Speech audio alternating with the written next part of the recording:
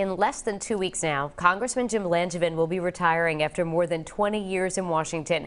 You know, Langevin made history as the first quadriplegic to serve in the House of Representatives. He was paralyzed in an accidental shooting when he was just 16 years old while working at a Boy Scout program with the Warwick Police Department. It was back in 1980, but he never let that stop him from pursuing his political dreams.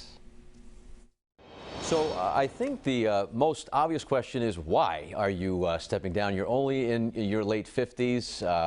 The job security is there. I wonder why you've decided at this point to make this move in your life. Well, it was one of the hardest decisions of my life.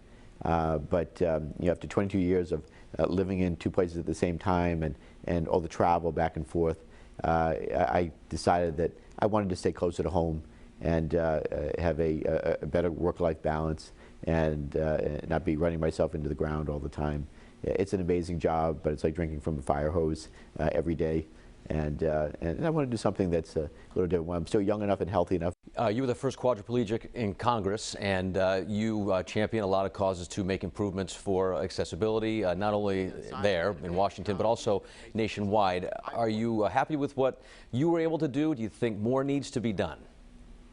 Sure, I'm very proud of what we've been able to accomplish on accessibility issues. First of all, the Americans with Disabilities Act made a profound difference in my life, and it was enacted 10 years after my accident, and it really facilitated my being able to serve in Congress to make the lives of people with disabilities better.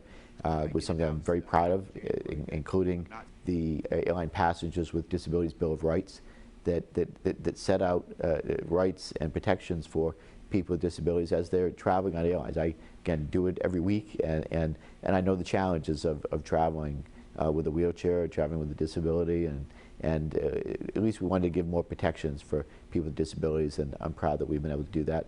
Over 2 decades in Washington, what's your most proudest accomplishment for you personally? One of my proudest moments, of course, was being able to preside over the United States House of Representatives as the first member of Congress in a wheelchair on the 20th anniversary of the Americans with Disabilities Act.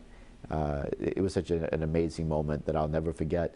But I also know it broke a glass ceiling, and it wasn't about me. It was about all those people out there that have disabilities or challenges in their life to recognize that all things are possible.